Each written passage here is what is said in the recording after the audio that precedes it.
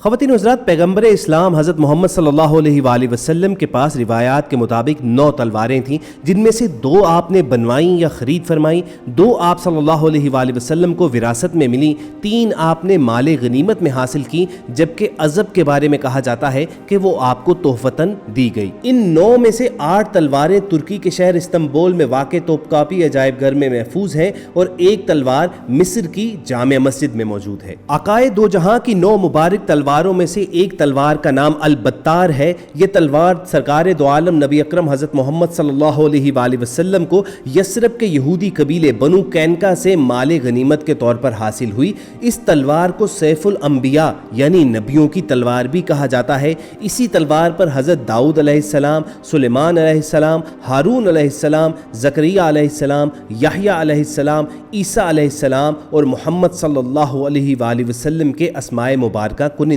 ہیں۔ یہ تلوار حضرت داؤد علیہ السلام کو اس وقت مال غنیمت کے طور پر حاصل ہوئی جب ان کی عمر 20 سال سے بھی کم تھی۔ اس تلوار پر ایک تصویر بھی بنی ہوئی ہے جس میں حضرت داؤد علیہ السلام کو جالوت کا سر قلم کرتے دکھایا گیا ہے، جو اس تلوار کا اصل مالک تھا۔ تلوار پر ایک ایسا نشان بھی بنا ہوا ہے جو بترا یعنی شہر کے قدیم عربی باشندے اپنی ملکیتی اشیاء پر بنایا کرتے تھے۔ بعض روایات میں یہ بات ملتی ہے کہ یہی وہ تلوار ہے جس سے حضرت عیسیٰ علیہ السلام اس دنیا میں واپس آنے کے بعد کانے دجال کا خاتمہ کریں گے اور دشمنان اسلام سے جہاد کر کے فتح پائیں گے۔ تلوار کی کل لمبائی 101 سینٹی میٹر ہے اور آج کل یہ تلوار ترکی کے مشہور زمانہ عجائب گھر توپکاپی استنبول میں محفوظ ہے۔ دوستو، البتار کے بعد ہم بات کریں گے حضور پاک صلی اللہ علیہ وآلہ وسلم کی ایک اور تلوار الماسور کی۔ یہ تلوار ایک اور نام ماسور الفجر سے بھی مشہور ہے، اور حضور پاک صلی اللہ علیہ وآلہ وسلم کو یہ تلوار اپنے والد ماجد کی وراثت کے طور پر نبوت کے اعلان سے قبل ملی تھی۔ یہ تلوار آپ صلی اللہ علیہ وآلہ وسلم جب یثرب کی طرف ہجرت فرما رہے تھے تو اس وقت آپ کے پاس تھی۔ بعد میں آپ صلی اللہ علیہ وآلہ وسلم نے یہ تلوار بما دیگر چند آلات حرب کے حضرت علی رضی اللہ تعالیٰ عنہ کو عطا فرما دیے تھے۔ اس تلوار کا دستہ سونے کا بنا ہوا ہے اور دونوں اطراف سے موڑا ہوا ہے۔ مزید خوبصورتی کے لیے اس پر زمرد اور فیروزے جڑے ہوئے ہیں۔ تلوار کی کل لمبائی 99 سینٹی میٹر ہے اور یہ تلوار بھی ترکی کے مشہور زمانہ عجائب گھر توپکاپی استنبول میں محفوظ ہے۔ نبی آخر الزمان حضرت محمد صلی اللہ علیہ وآلہ وسلم کی تیسری تلوار الحطف کے نام سے جانی جاتی ہے۔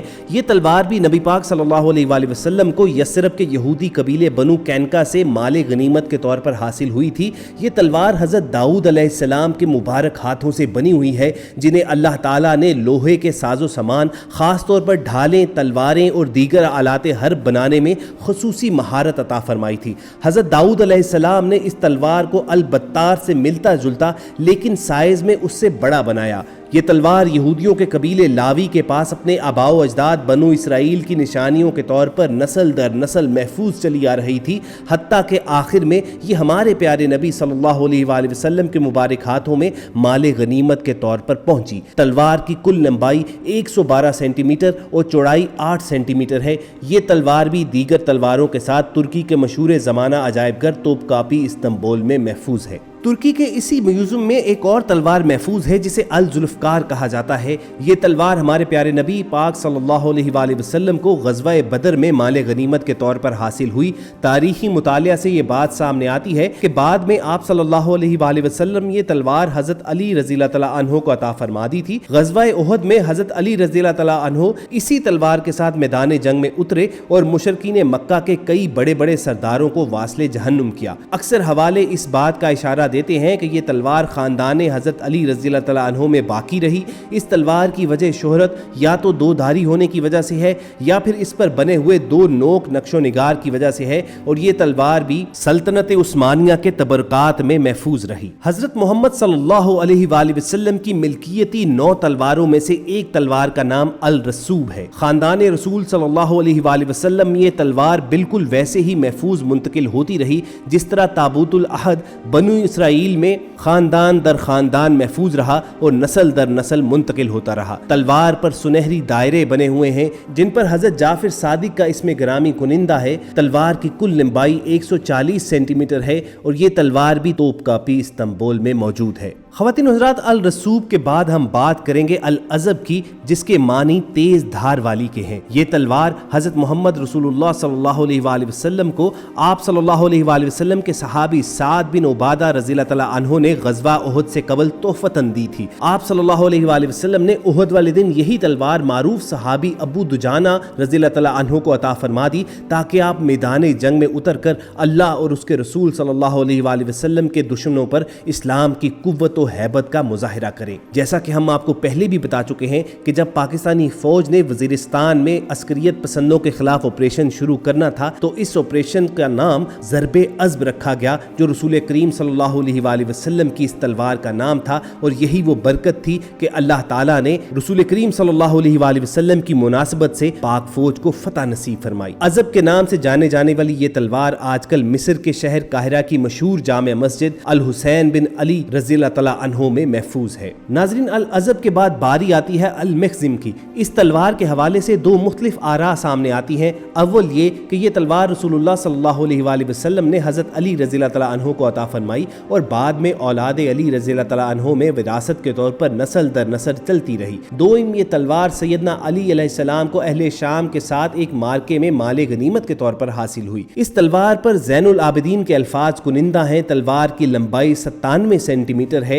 और दीगर तलवारों के साथ ये भी तुर्की के मशहूर ज़माना अजायबगर तोप कापी में महफूज है। रिवायात के मुताबिक रसूल करीम सल्लल्लाहु अलैहि वसल्लम की तलवारों में से जो तलवार नहीफ और बहुत कम चौड़ाई वाली है उसको अल क़ज़ीब कहा जाता है। जिस तरह किसी तंग रास्ते की मिसाल दी जाती है, इसी तरह ये तलवार भी कम चौड़ाई वाली है। ये तलवार सरकार दो आलम सल्लल्लाहु अलैहि वसल्लम के हमरा दिफा या रफ़ीक़े सफ़र के तौर पर तो ज़रूर मौजूद रही, मगर इस तलवार से कभी कोई जंग नहीं लड़ी गई। तलवार पर चांदी के साथ ला इलाहा इल्लल्लाह मुहम्मदुर रसूलुल्लाह मुहम्मद बिन अब्दुल्ला बिन अब्दुल मुत्तलिब सल्लल्लाहु अलैहि वसल्लम के अल्फाज कुनिंदा हैं। तलवार की लंबाई 100 सेंटीमीटर है और इस तलवार की मयान किसी जानवर की खाल की बनी हुई है। और दोस्तों, सबसे आखिर में हम जिक्र करेंगे तलवार अल क़लई का। फ़ज़ क़लई का ताल्लुक या तो शाम के किसी इलाके से दिखाई देता है या फिर हिंदुस्तान और चीन के किसी सरहदी इलाके से है। ये तलवार उन 3 तलवारों में से एक है जो हमारे प्यारे नबी हज़रत मोहम्मद सल्लल्लाहु अलैहि वसल्लम को यसरब के यहूदी कबीले बनु कैनका से जंग में माले गनीमत के तौर पर हासिल हुई थी। इस तलवार के बारे में एक रिवायत ये भी है कि हुजूर पाक सल्लल्लाहु अलैहि वसल्लम के दादा हज़रत अब्दुल मुत्तलिब ने इस तलवार और सोने के बने हुए 2 हिरनों को जमजम के कुएं से निकलवाया था। तलवार पर दस्ते के करीब ये अल्फाज कुनिंदा हैं कि ये तलवार हज़रत मोहम्मद सल्लल्लाहु अलैहि वसल्लम के घराने की इज्जत की अलामत है। तलवार की खूबसूरत मयान इसको दूसरी तलवारों में एक नुमाया मुकाम देती है और ये भी दीगर तलवारों की तरह तुर्की के अजायबगर तोप कॉपी इस्तांबुल में महफूज है। तो ख़वातीन व हज़रात, ये थी नबी पाक सल्लल्लाहु अलैहि वसल्लम की तलवारों की वो तफसील। पूरी उम्मीद है कि इस वीडियो से आपकी इन्फॉर्मेशन में ज़रूर इजाफा हुआ होगा। अगर आप ऐसी ही वीडियोस फ्यूचर में भी हासिल करना चाहते हैं तो रेड बटन पर क्लिक करके और बेल आइकॉन को प्रेस करके सब्सक्राइबर बनना मत भूलिए।